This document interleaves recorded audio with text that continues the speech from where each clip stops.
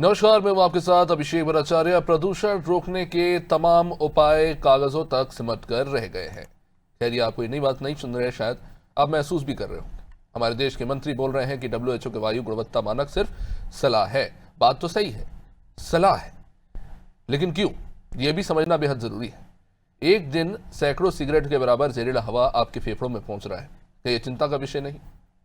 प्रदूषण से होने वाली मौतें लगातार बढ़ रही हैं, लेकिन देखा जाए तो मोटा मोटी इसका कोई ऑफिशियल रिकॉर्ड भी नहीं है।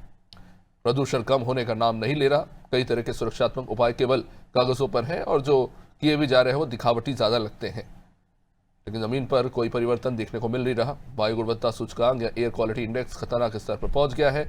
एक तरफ जनता पर निर्माण कार्य के दौरान गाइडलाइन का उल्लंघन करने के लिए जुर्माना लगाया जा रहा है, दूसरी तरफ नगर निगम और सरकारी निर्माण कंपनियां नियमों का उल्लंघन कर धूल उड़ाते और धुआं फैलाते हुए नजर आ रहे हैं। निर्माण इनका चल रहा है। अब इस कॉन्ट्रडिक्शन यानी विरोधाभास के कारण प्रदूषण रोकने के कोई गंभीर उपाय होते हुए दिखाई तो नहीं दे रहे।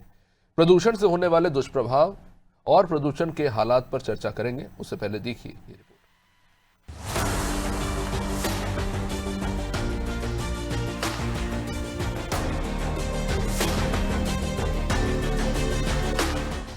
मध्य प्रदेश, उत्तर प्रदेश, छत्तीसगढ़ और उत्तराखंड के छोटे शहरों के अलावा देश की राजधानी दिल्ली प्रदूषण की चपेट में है। वैसे तो देश में सभी बड़े शहरों में भयानक प्रदूषण है, लेकिन कई जगह स्थिति ऐसी है कि सांस लेना भी मुश्किल हो रहा है।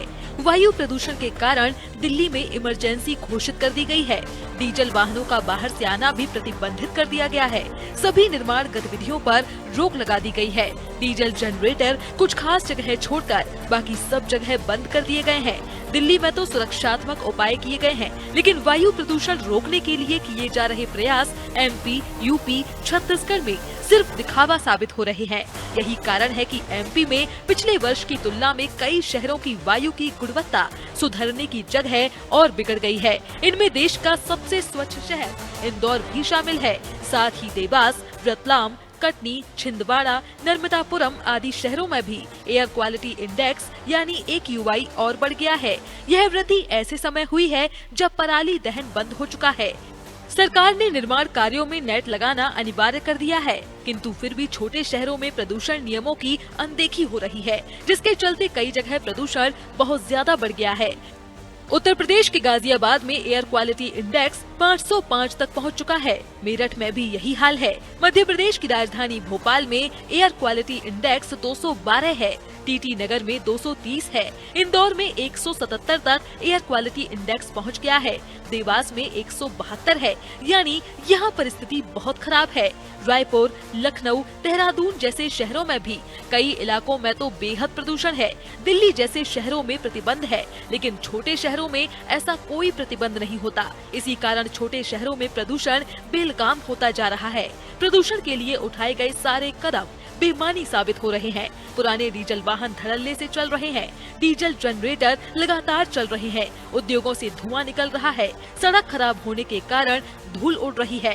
स्थानीय निकाय और सरकारी निर्माण में प्रदूषण नियमों की अनदेखी हो रही है और सर्दी के कारण धुंध भी बढ़ गई है। ऐसी स्थिति में सांस लेने में परेशानी हो रही है।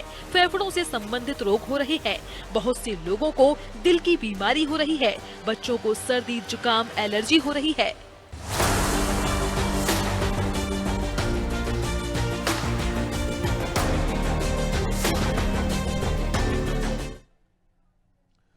तो देखिए, तस्वीरों से आप अंदाजा लगा सकते हैं ये हमारे शहरों का हाल है। इसे स्मार्ट सिटी कहते हैं। वो स्मार्ट सिटी जहां पर जमीन में पानी नहीं है, सांस लेने के लिए हवा ठीक नहीं है, हालत बेहद खराब है। तो ऐसी स्मार्ट सिटी का क्या लाभ, जहां आप अगर सड़क पर निकल जाते हैं तो आप बीमार पड़ जाएंगे। और ऐसा नहीं है कि प्रयास नहीं हुए, लेकिन सवाल यह है कि क्या ये प्रयास हमारी प्राथमिकताओं के साथ जुड़े हुए हैं, कोई तालमेल है इसका। क्योंकि एक तरफ तो हम बात करते हैं जब भारत ने जो पेरिस समझौता किया है, जिसके तहत एक लक्ष्य रखा गया है कि 2030 तक हम जो कार्बन एमिशन है उसको घटाएंगे और कोयला विहीन ऊर्जा स्रोतों से हम ऊर्जा डेवलप करेंगे, एनर्जी डेवलप करेंगे। ये हमारा एक टारगेट है, पर जिस तरह के हालात है वो होता हुआ नजर आता नहीं है। अब आपको बता दें, पेरिस समझौते के तहत कार्बन उत्सर्जन घटाने का वादा किया गया है।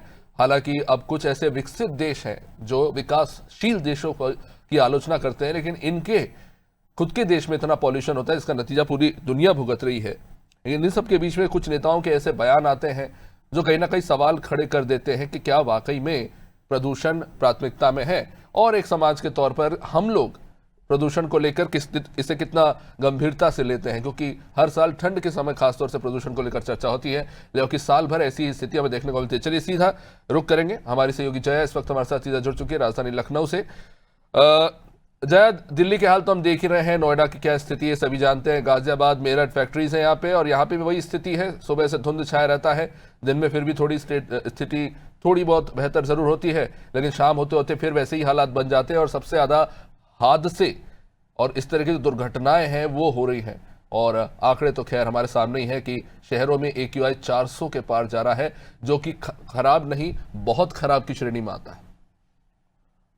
एक लगातार जो है एयर पॉल्यूशन का जो वो इंडेक्स है वो लगातार बढ़ता ही जा रहा है, और ऐसे में उत्तर प्रदेश के राजधानी लखनऊ का हाल अगर देखें तो लगातार जो कंस्ट्रक्शन के काम होते हैं पूरे उत्तर प्रदेश में, निर्माण कार्य को देखा जाए, जो भी गाइडलाइंस है कहीं ना कहीं उसको फॉलो अप नहीं किया जाता है। नेट की जो सुविधा लगाने को कहा जाता है वो भी नहीं लगा, खुले में ऐसे निर्माण कार्य चलता है। गाड़ियों का जिस तरीके से तादाद बढ़ रहा है वो भी आप देख रहे हैं, एक एक घर में 3-3 4-4 गाड़ियां हैं, जो कि कहीं ना कहीं एयर पॉल्यूशन बढ़ाने में बहुत हद तक उस कामयाब रहता है। और साथ ही देखा गया किस तरीके से लगातार सुप्रीम कोर्ट तक ये मामला गया कि पराली जलाने के लिए कई गाइडलाइंस जारी किए गए। हालांकि पराली जलाना तो रोक दिया गया, लेकिन जो प्रदूषण का स्तर है वो लगातार बढ़ता जा रहा है। और फिलहाल देखा जाए कि उत्तर प्रदेश की जो सरकार है, मुख्यमंत्री योगी आदित्यनाथ लगातार इसको लेकर बैठकों का दौर जारी है, क्योंकि इससे जो मरीज है, जो पीड़ित लोग हैं, सांसों को जिसको समस्या है, उसको कहीं ना कहीं बहुत ज्यादा इसके लेकर समस्या, और डॉक्टर्स भी प्रदूषण से रुकने के लिए कहीं ना कहीं बचने के लिए कहीं ना कहीं गाइडलाइन जारी कर रहे हैं। उनका साफ तौर पे कहना है कि आप जब भी घर से बाहर निकलिए मास्क लगाकर ही घर से बाहर निकले। फिलहाल सुप्रीम कोर्ट ने इस मामले को लेकर सॉलिसिटर जनरल से पूछा भी था, क्योंकि आपने अभी ये बात कही तो मैं इसको थोड़ा और आगे बढ़ा रहा हूँ। उन्होंने पूछा था कि पराली तो साल भर जलती है, मतलब साल भर तो नहीं जलती है, लेकिन प्रदूषण तो उतना ही रहता है, तो पराली कैसे कारण हो सकता है ऐसे प्रदूषण के लिए, एक बड़ा सवाल है। बिल्कुल अभिषेक, वही बात आपकी मैं आगे बढ़ाऊंगी कि सुप्रीम कोर्ट में पराली जलाने का मुद्दा तो गया था, लेकिन कई बड़े हद तक अगर देखा जाए तो पराली जलाने की जो समस्या है, कहीं ना कहीं किसानों ने भी इसका समर्थन किया, और उन्होंने कहा कि ठीक है, अगर इससे हमारे कारण अगर किसी अन्य सामान्य नागरिकों को अगर कोई दिक्कत होती है तो हम इसको कंट्रोल करने की कोशिश करेंगे। लेकिन हम जहां तक सवाल ये है कि कंस्ट्रक्टर्स के वो जो वर्क होते हैं, खासतौर पे जो गवर्नमेंट के थ्रू जो काम कराए जाते हैं, PWD को देखा जाए, लगातार सड़कों के निर्माण के कार्य होते हैं, ऊंची ऊंची बिल्डिंगें, ऊंची ऊंची इमारतें बनते हैं, वो कैसे बनते हैं, जो भी वहां पे गाइडलाइंस होते हैं निर्माण कार्य को लेकर, वो गाइडलाइंस कहीं ना कहीं फॉलो नहीं किया जाता है। जिस तरीके से खुले में चीजों को रखा जाता है, खुले में निर्माण कार्य होता है, कहीं ना कहीं आम जो राहगीर हैं, जो आसपास के घर है, कहीं ना कहीं उनको दिक्कतों का सामना करना पड़ता है। सिर्फ और सिर्फ दिक्कतें ही नहीं, एयर क्वालिटी इंडेक्स ही नहीं देखना है, बल्कि ये भी हमें देखना है जो सामान्य जनमानस है उनके स्वास्थ्य पर कितना असर पड़ता है। कहीं ना कहीं मरीजों की जो संख्या है प्रदूषण से कहीं ज्यादा बढ़ते जा रहा है, कई मौतें हो रही हैं, इसका जिम्मेदार कौन होगा, ये सवाल कौन पूछेगा। उत्तर प्रदेश की सरकार ने पश्चिमी यूपी की तमाम जिले जो है, मेरठ है, मुजफ्फरनगर है, हापुड़ है, बागपत है, इन तमाम जिलों को कहीं ना कहीं गाइडलाइन दिया है, कहा है कि गुणवत्ता पूर्वक पूरा कार्य योजना तैयार किया जाए, कार्य योजना इस कदर हो कि साल भर उस पर काम हो। अब देखना ये होगा कि जो उत्तर प्रदेश में ये तमाम जो जिलों के विकास प्राधिकरण है, जो प्रदूषण को नियंत्रण का जो बोर्ड, उसको क्या कार्य योजना बना के देते हैं, क्योंकि मुख्यमंत्री ने तो साफ निर्देश दे दिया है कि आप वार्षिक कार्य योजना तैयार करिए कि प्रदूषण को कंट्रोल करने के लिए क्या क्या करना होगा, और प्रदूषण जो है कंट्रोल कैसे होगा, क्योंकि ये समस्या किसी एक जिले, किसी एक प्रदेश तक सीमित नहीं है। देखना होगा विषय कि कैसे बहुत चिंता का विषय है निश्चित रूप से जया, और ये अलग अलग आयु वर्ग के लोगों को प्रभावित कर रहा है, एक बहुत बड़ी चुनौती है। चलिए आगे बढ़ेंगे, हमारे साथ अजय बने रहिए, हमारे साथ रुक करेंगे, हमारे साथ हमारे सहयोगी योगेश राठौर इंदौर से इस वक्त हमारे साथ जुड़ चुके हैं। योगेश, एक दिन पहले ही मुख्यमंत्री डॉक्टर मोहन यादव वहां पहुंचे थे, मेट्रोपॉलिटन सिटी इंदौर को बनाने की बात हो रही है, लेकिन सवाल यह है कि प्रदूषण को लेकर क्या स्थिति है। सबसे डेवलपिंग शहरों में से एक जो मध्य प्रदेश का इंदौर माना जाता है, वहां की इस वक्त क्या स्थिति है, एयर क्वालिटी को लेकर क्या स्थिति है, और स्वास्थ्य विभाग के द्वारा क्या एडवाइजरीज जारी की गई? देखिए अभिषेक, सरकारें अपना काम करती, सरकारें बैठकें करती, सरकारें योजना बनाती, सरकारें उन प्रोजेक्टों पर काम करती है जो उनके एजेंडे में होता है, लेकिन जो वास्तविक धरातल पर जो बातें होती है वो शायद मुझे लगता है कि ऐसा कि बहुत कम ऐसा विषय होते हैं जो धरातल पे उतरते दिखते हैं। प्रदूषण को लेकर हम आज पहली बार बात नहीं कर रहे। प्रदूषण को लेकर साल भर वर्ष भर पूरे बात करती, दीपावली आएगी तो बात करेंगे, तो अन्य त्योहार आएंगे तो बात करेंगे।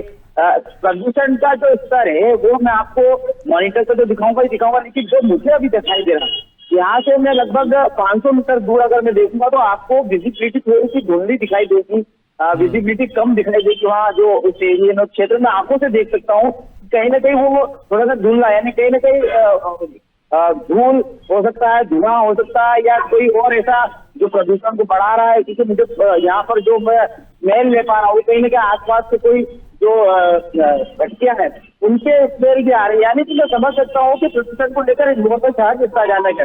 लेकिन जो प्रदूषण का मीटर है, मेरे दाई ओर मीटर दिख रहा है, इसमें इन लोग छोटे क्वालिटी अभी सामने दिखाई दे रहा है। एयर क्वालिटी इंडेक्स में जो अभी उज्जैन का बताया तो उज्जैन का 43 दिखाई दे रहा है। इसके अलावा जो इंदौर का जो पीतमपुर सेक्टर है वो उसका air quality index 114, Indore Meghdoot Nagar जो है विजयनगर का क्षेत्र वहां पर 86 दिखाई दे रहा है। जो रीजनल पार्क का एरिया जो भौरकुआ लगता है वहाँ का गुणवत्ता वाला दिखाई दे रहा है। एयरपोर्ट के एरिया में 83 गुणवत्ता संतोषजनक यानी सेटिस्फाइड है यहाँ पर का माहौल। इंदौर का जो पोलो ग्राउंड एरिया जो जहाँ पर बहुत सारी इंडस्ट्रीज है वहाँ का जो अलग दिखाई दे रहा है 51 विजयनगर का, यानी कि आप समझ सकते हैं किस तरह से वायु प्रदूषण का जो विजिबिलिटी देखने में मुझे दिखाई दे रहा है वो अलग है, और जो मीटर पर दिखाई दे रहा है, मॉनिटर पर दिखाई दे रहा है, जो प्रदूषण बोर्ड ने जो मॉनिटर लगाया है उनका अलग है। तो मुझे ये समझ में नहीं आ रहा कि जो प्रदूषण दिखाई दे रहा है वो सही है या जो मीटर में चल रहा है वो सही है। योगेश, कुछ विशेष प्रयास हो रहे हैं, सुनने में आ रहा है कि वहां पर इंदौर के बीचों बीच शहर में एक बड़ा सा विशाल पार्क बनाया जाएगा जिसके लिए वहां पर पेड़ लगाए जाएंगे। पुष्पमित्र भार्गव ने इसको लेकर प्लान बनाया था, उस बारे में थोड़ा बताइए। देखिए वो क्षेत्र का अभी जो है वो डेवलपमेंट का काम शुरू नहीं हुआ, वो प्लान में है। जो मध्य क्षेत्र शहर का उसका एक ऐसा एरिया उन्होंने दिया है जिसमें बहुत सारे हरे भरे पेड़ लगा देंगे, फॉरेस्ट पार्क है तो सिटी पार्क ऐसे बनाया जाएगा तो काफी बड़ी संख्या में पौधे लगाए जाएंगे। तो वो क्षेत्र जो है वो कहीं ना कहीं मध्य क्षेत्र यानी पुराना जो इंदौर है उससे जुड़ता है, यानी रामबाग के पास में वो आता है। तो वहां से अगर पेड़ों पे लगाने की शुरुआत होगी तो शायद वो बढ़ते बढ़ते 4 से 5 साल मुझे लगता लगेंगे। अभी तो इंदौर शहर में इतने लाखों पेड़ लगे हैं, वो लगे आउटसाइड में यानी कि शहरी क्षेत्र में नहीं। अगर हम बात करें तो रेवती रेंज में बड़ी संख्या पेड़ लगाए थे। कैलाश म्यूजिक के नीचे दीवार चित्र पर्वत एक डेवलप किया कैलाश म्यूजिक ने, वो आपका विजासन और एयरपोर्ट के साइड में, यानी मध्य क्षेत्र में जो लगातार कटाई हो रही है, मध्य क्षेत्र में जो शहरी क्षेत्र है उसमें जो सड़कें या निर्माण कार्य बनने से जो पेड़ों की कटाई उसका कहीं ना कहीं कोई सॉल्यूशन नहीं निकल रहा है। अभी यहाँ पर आप देख सकते हैं कुछ पेड़ यहाँ पे दिखेंगे, बाकी आसपास देख सकते मेरे पीछे जो यहाँ पर तो बहुत ज्यादा हरियाली नहीं है। डिवाइडर पर कोई पेड़ लगाएगा ऐसी कोई बहुत ज्यादा कोई संख्या भी नहीं है। डिवाइडर के पेड़ बहुत ज्यादा बढ़ते हो ये भी दिखाई नहीं देता। तो कहीं ना कहीं प्रदूषण को लेकर जो हरियाली की चिंता जताई जाती है या पेड़ों को लगाने की चिंता जताई है वो अगर वो बाकी से इम्प्लीमेंट किया जाए तो तत्काल इम्प्लीमेंट करना जरूरी है, क्योंकि तत्काल इम्प्लीमेंट अगर प्लान बना लिया, प्लान को एग्जीक्यूट करने के बाद उसका जब डेवलप कब तक होगा, ये सारे जो पैरामीटर्स उसका पालन जब तक नहीं होगा, जब तक वो धरातल पे तब तक हम सिर्फ ये बातें बेमानी कर सकते हैं। निश्चित रूप से कागजों पे ज्यादा काम हो रहा है। शुक्रिया योगेश विस्तृत जानकारी के लिए। हमारे सहयोगी जो बता रहे हैं इंदौर इतनी पॉपुलेशन वाला जो शहर है वहां पर इस बात पर लेकर गंभीरता से काम होना चाहिए कि पेड़ ना काटे जाए। पार्क बनाने की बात तो हो रही है लेकिन जाहिर तौर पर ऐसा हमारे सहयोगी ने कहा कि इसको अभी 4 से 5 साल लगेंगे तब जाके स्थिति थोड़ी सुधरती हुई नजर आएगी। चलिए अब रुक करेंगे। हमारे सहयोगी रिजवान इस वक्त हमारे साथ बने हुए राजधानी भोपाल से।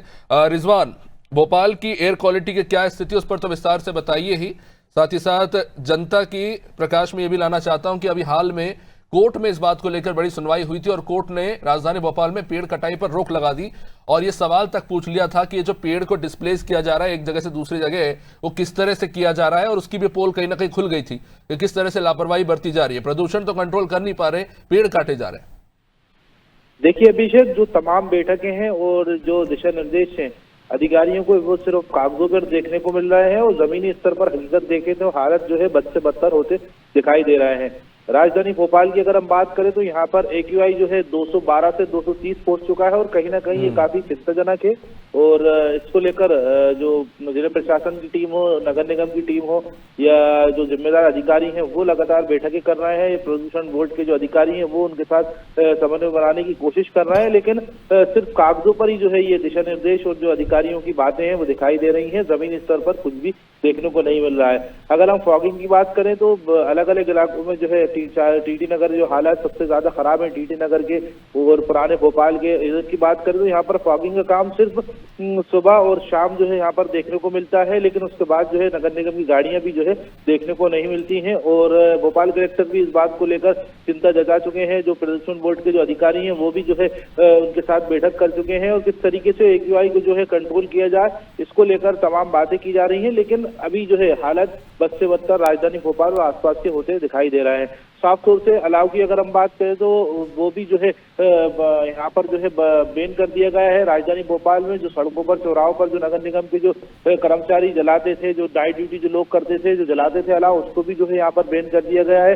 और जो रिजवान, मैं इसमें आना चाहूंगा। अभी हाल ही में महापौर ने ऐलान किया था कि राजधानी भोपाल में अब से जो रेस्टोरेंट है उसमें ये कोयला भट्टी में तंदूर जो चलते हैं वो कोयले से नहीं चलेंगे और इस तरह के जो तंदूर हैं रेस्टोरेंट्स में उन पर रोक लगाई जाएगी। जमीनी स्थिति क्या है, कुछ बदलाव आया है, अभी भी ढाक के 3 पात? बिल्कुल अभिषेक, वो भी आदेश जो है कागजों पर थे, हालांकि इसका असर तो देखने को थोड़े दिन मिला था। लोग जो टीमें हैं, शासन की जो टीमें हैं वो सड़कों पर उतरी थी और जो चालानी कार्रवाई थी वो की थी, लेकिन जो अभियान था वो सिर्फ कुछ ही दिन का था। उसके बाद फिर जो स्थिति है वो कहीं ना कहीं गड़बड़ होती दिखाई दी और लोग अभी भी इस्तेमाल कहीं ना कहीं चोरी छुपे उसका कर रहे हैं।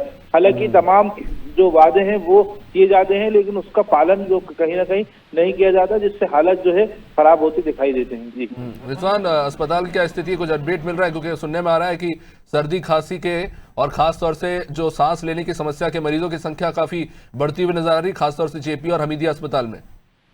बिल्कुल, अगर हम संख्या की बात करें सिर्फ सरकारी अस्पतालों की अभिषेक, तो काफी चिंताजनक आंकड़ा है। यानी 1000 से 1500 से मरीज सिर्फ इसी पर पहुंच रहे हैं जो फेफड़ों की और दिल की बीमारी से जो मरीज हैं।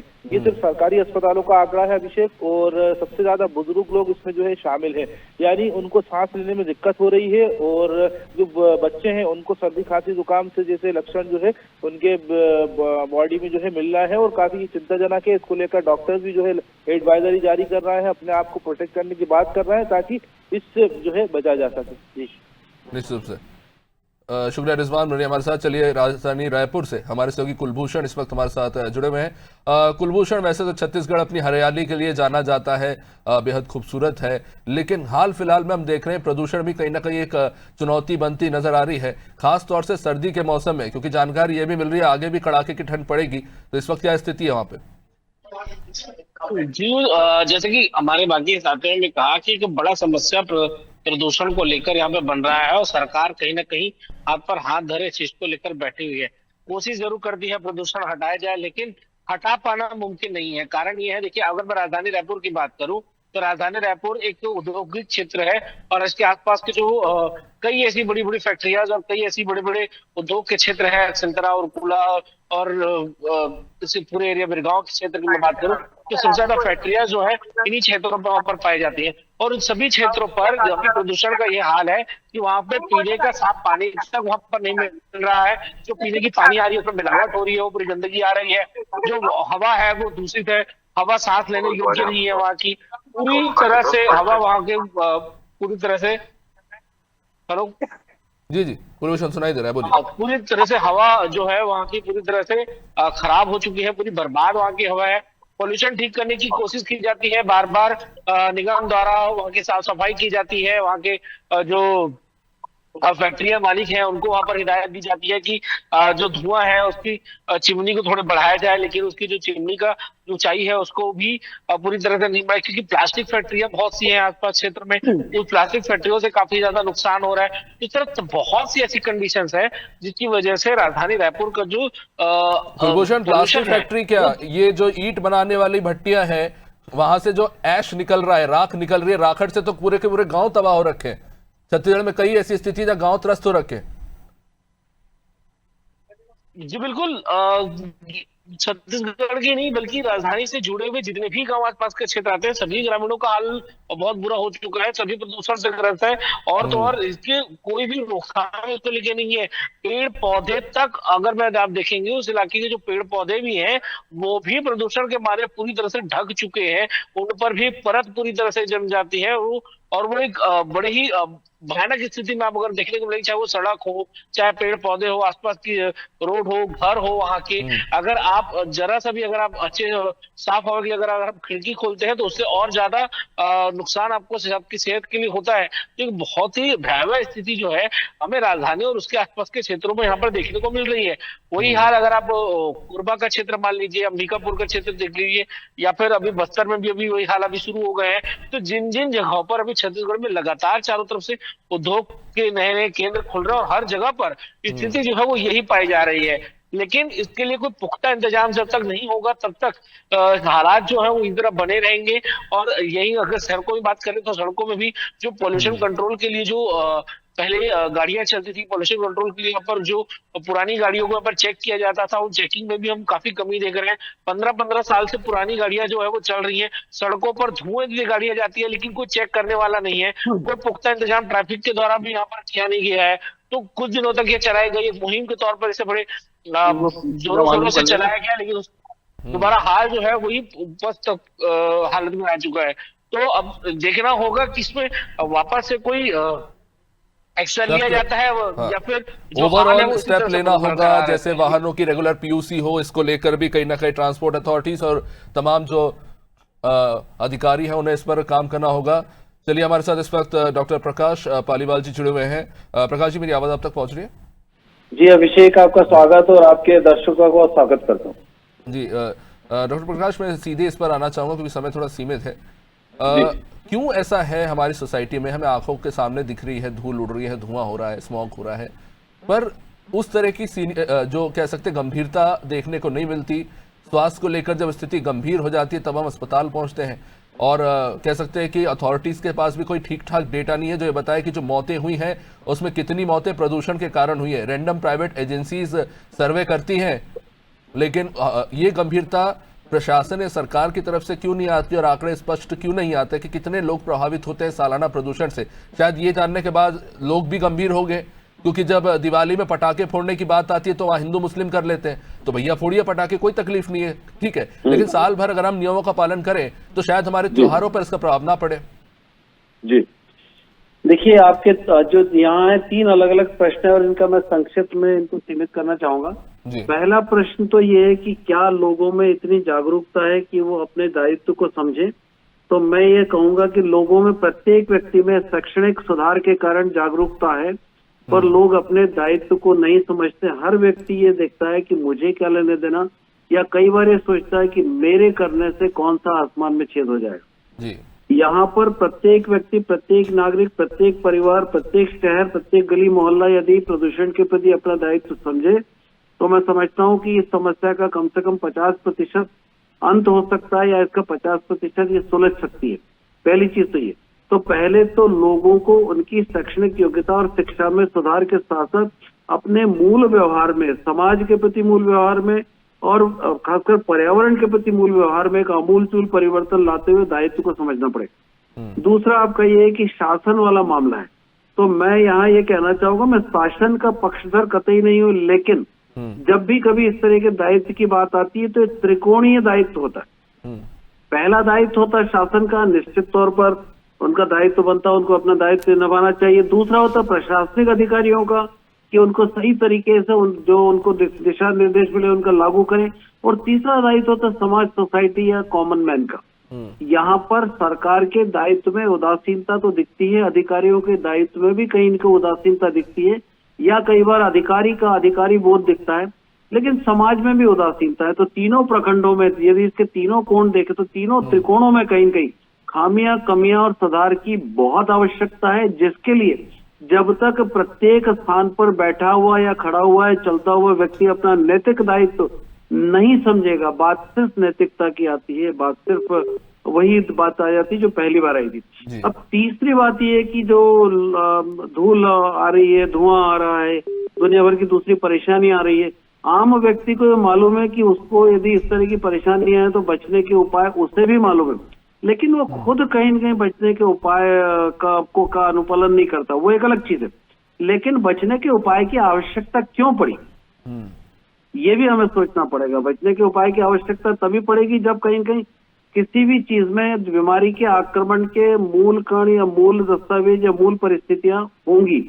इसमें मैं अंत में सिर्फ इसको यही कहकर कंक्लूड करूंगा कि जब तक तीनों त्रिकोणों पर, तीनों व्यवस्थाओं के अंतर्गत, तीनों कोनों पर बैठे हुए लोग अपना अपना शासन, अपना दायित्व समझे और उदासीनता नहीं दिखाएं, अधिकारी अपना दायित्व समझे और अपने दायित्व के प्रति प्रतिपूर्ति के लिए सजग रहकर सतर्क रहे, और तीसरा जनता को भी इसमें उसी हिसाब से सहयोग करना पड़ेगा, तब जाकर इस मामले में सुधार आएगा। बाकी रहा सवाल दिवाली पे पटाखे फोड़ने का और बकरीद पर बकरे काट कर प्रदूषण फैलाने का, तो ये तो मैं समझता हूँ कि ये कोई बड़े बड़े बहाने हैं जो जातिगत आधार पर प्रत्येक संप्रदाय कहीं न कहीं लेता है कि ये क्यों कर रहे हैं, वो क्यों कर रहे हैं, ऐसा क्यों हो रहा है, वैसा क्यों हो रहा है। लेकिन जब तक शैक्षणिक योग्यता का या शिक्षा का हम सुधार का असर अपने पर नहीं लाएंगे तब तक ये समस्या बनी रहेगी। बहुत बहुत शुक्रिया पालीवाल जी, बहुत बहुत शुक्रिया सभी का जानकारी देने के लिए। तो देखिए, हमारी कोशिश है कि आप तक ठीक ठीक जानकारी पहुंचाए और थोड़ा आप भी जागरूक होइए, क्योंकि इसका सीधा नकारात्मक प्रभाव आप पर, आपके बड़े बुजुर्गों पर और आपके बच्चों पर पड़ता है। तो खुद भी सुरक्षित रहिए और अपने आसपास के समाज को भी सुरक्षित रखिए। देखते रहिए नादी टीवी। नमस्कार।